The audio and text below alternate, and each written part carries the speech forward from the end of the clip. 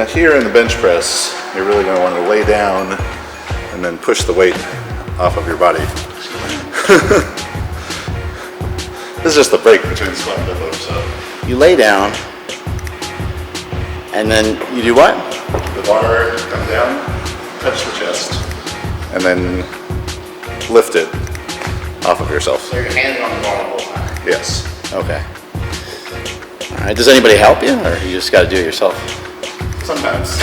It depends. Do you have to like extend your arms like all the way up like that? Sometimes. That? Or can you kind of go here? That's very hard. That's what you ask. My bench has come on a lot the last year. And Your hair. maybe. Your hair is crazy. You got a good shot at that? Look at that. You're not just powerful at everything. This is Kaz hair. Yeah, I think 2013 my best meet bench was 515, and then my last 3 meets I benched 540, 551, 567. Nice. And like direct chest work. Right. And people lose sight that the bench at its heart is a chest exercise. Chest. Yeah. And write that down, Mike. Pecs.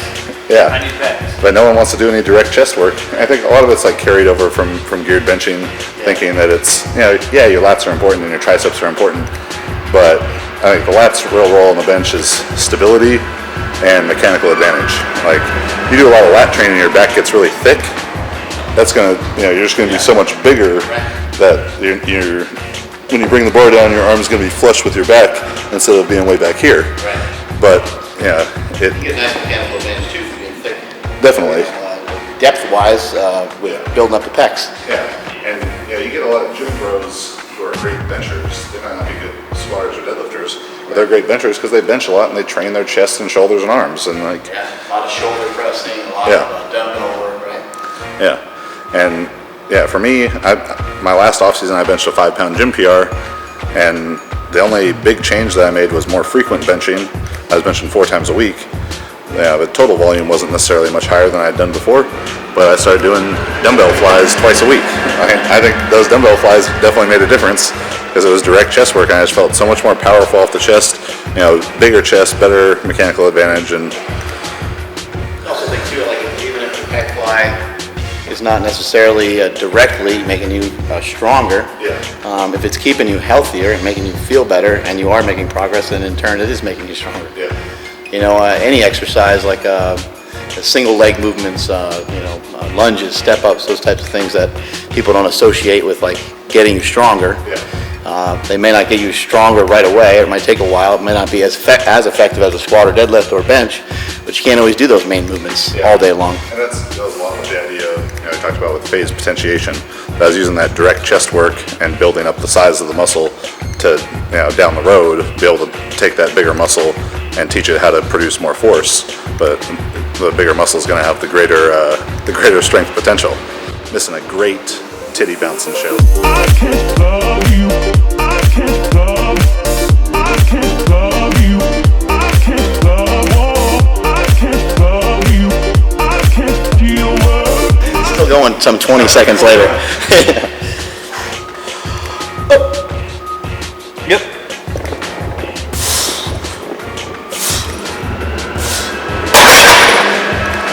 Yeah, all these different clinics and stuff that I coach at, probably the biggest thing that we have to address with people is their grip width and where they touch. And some people will say wide grip, close grip. I don't really care about any of that. Touching lower, touching higher. What I care about is when the bar is on the lifter's chest, that the bar is stacked right over their wrist and their wrist is stacked right over their elbow. You get people who are in here, maybe the bar is back closer to their face or below their wrist, and they're just losing force because they're not pushing it through that efficient straight line.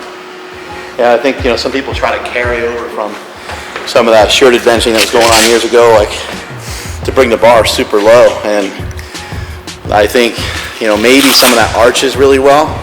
Might be able to get the bar to touch kind of low. And then even on top of that, somebody that arches really well that has a belly might be able to touch really low. But other than that, probably not a great idea to try to touch like below your sternum, right? Yeah, because people do that, they end up tucking so much, and they're taking their pecs and shoulders like totally out of the movement, and those are big, strong muscles. Yeah. I mean, that's a lot more muscle than back here. Right. You just tell us we have big pecs. I don't know what he said. Basically, just told us that Eric's photo is more jacked than us. He's doing something right.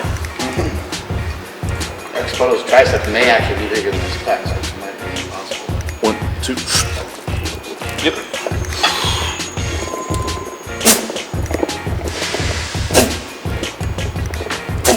Excessive pausing. 3 red lights.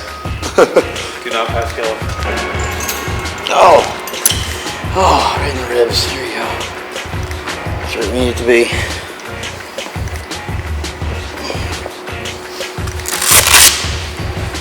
If I get stuck, just pick it up for me. Yeah, he'll Photoshop my hands off it. Yeah, I won't be an issue.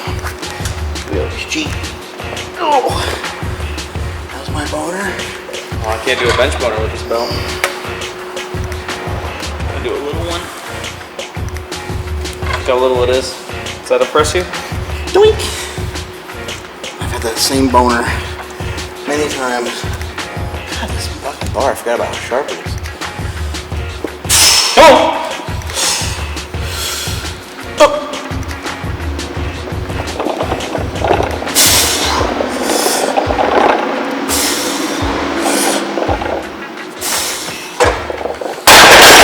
You ate Ben and Jerry's all weekend. Yeah.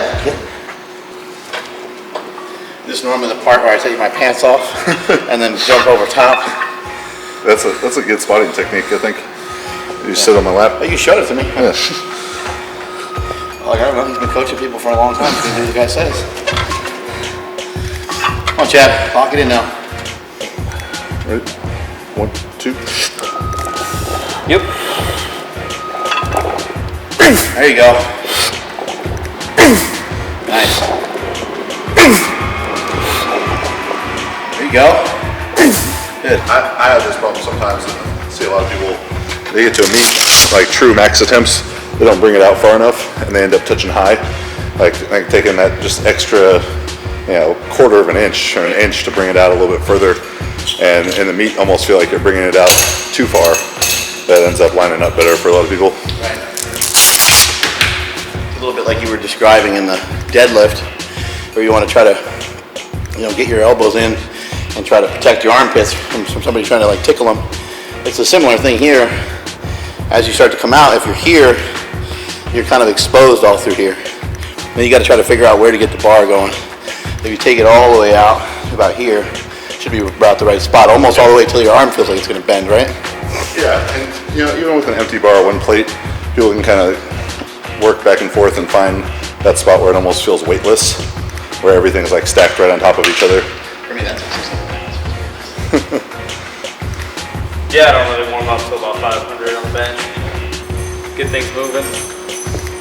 Ed Cohn talks about all that, like, oh, my squat form will start to feel good. He's all beat up. It starts to feel good, 600 pounds. Like, oh yeah, I totally understand. All our viewers understand too. Thanks for the tips.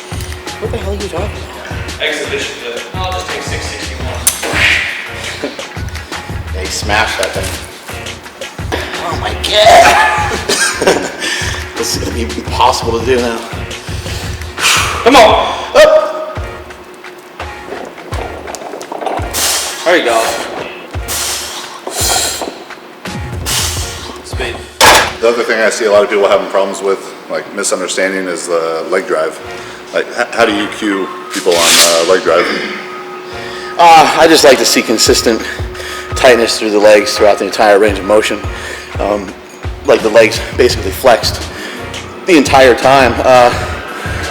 It's really rare for someone to be able to kind of kick their legs in and get like what I think people perceive leg drive to be. I haven't seen a lot of good technique with that, other than sometimes the butt coming up, and there's a few exceptions. There's kind of two different ways that I coach that. Some people who get a bit more arched setup, I'd say that they have like 10 tension through their legs the whole time, and you can't go beyond 10. Yeah. Where some people, like what I try and do is more just be stable with the legs, but not so engaged necessarily. So maybe like a 6 tension. So when I initiate the press, then it goes to 10. But with the leg drive, where I think people have issues with the butt coming off the bench, besides that in their setup, they need to get the top of their knee lower than the crease of their hip. The way that I cue the leg drive is to kick down at a 45-degree angle. So I'm kicking down and out, trying to drive myself back on my back onto my traps. 610 is something similar to that. Spoto kind of explained his leg drive. Yeah. I don't think one is necessarily better than the other. They're just different. Right. I also have even felt on heavy benches just to kind of almost get my knees out as I'm coming down, because you kind of find that caving and all the different shit that happens to you in a squat. It kind of happens on the bench too. Knee caves in, shoulder caves in, and you're all fucked up. Yeah, I think that kind of like the caving in is almost like a protective Yeah, this will mechanism. cave and then all that will kind of roll. Yeah. And spot the press from. Great. 1, 2. Yep. There you go.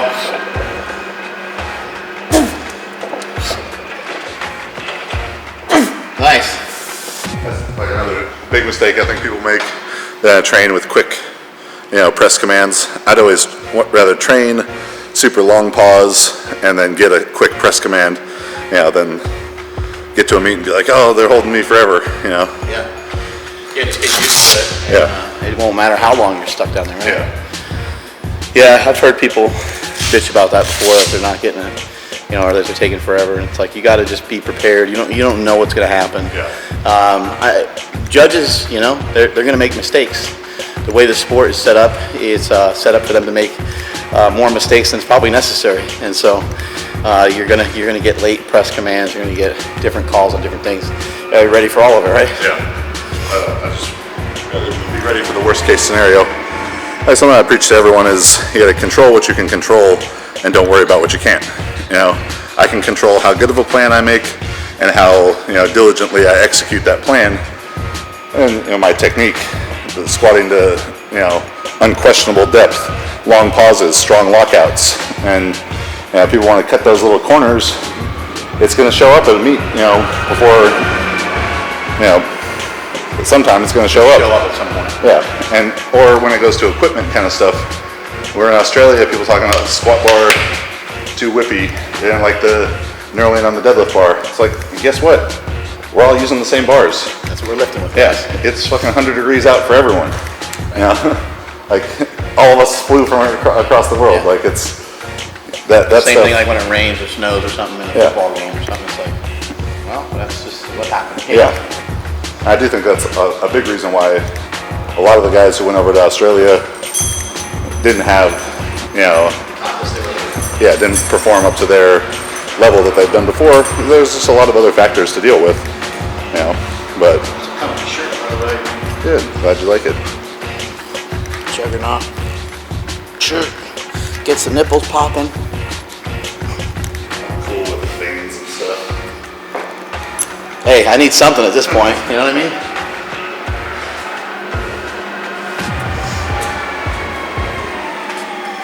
People are like, yeah, well, at least you got a lot of money.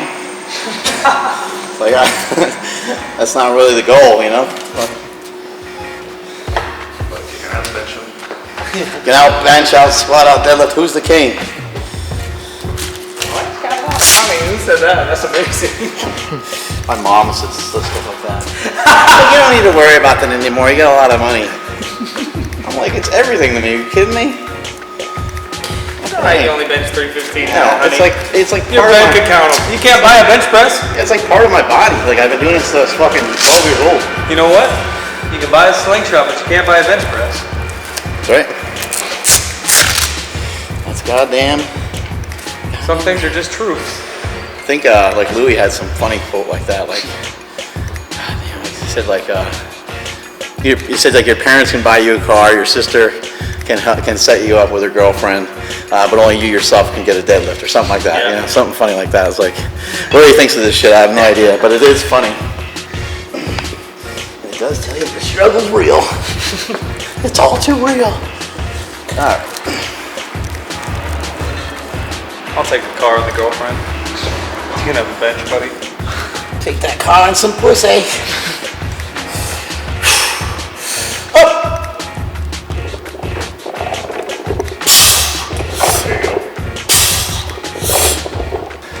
If you were gonna have a personal theme song, Mark, what do you think it would be? Like if you had to pick your song when you came out to lift. Yeah. Oh, Yeah. man. God damn, that's a tough. I think it's a pretty revealing question about your character. Yeah, I don't know, man. Fuck. Yeah, it just ends up being so cliche after a while, you know? You get so many of the same songs, but like, I like, you know, I always like, obviously, like Metallica, and I like a lot of different rap and shit. I kind of grew up listening to a lot of that kind of shit. Or even not just the lift, just like a theme song that plays when you walk into the room. I like Tom Petty, Won't Back Down. That's my favorite. That's like my favorite song. Who walks out to that? I don't know. Somebody in the UFC. Yeah, I'm sure. I think Chuck Liddell might have used to do it. There's someone else. I know Liddell used to come out to. He had a good song. Didn't Manny Pacquiao just walk out to that? Oh, maybe that's it. Or does he walk out to the song that he sings? His own album. Yeah, I have one of those too. We could do that. Super Trainer rap song. Chad Wesley Smith, poolside. Mine would be Big Papa, without a doubt. Oh yeah. He's a true player. To the honeys, get the money, player fellas like dummies. Go, big man, come on. Yep, come on. 1, 2. Come on, Chad. Stronger than that, come on. Drive it, yep, come on now. There we go, good. Sweet. I think it flew up. I like that little waddle that you do. It looks like you're getting roasted by the sun or something. Burning the beetle. You should just make it do that on loop. Yeah. For like 3 minutes. Just The song Big Papa. like a little gif of it. Yeah. Yeah.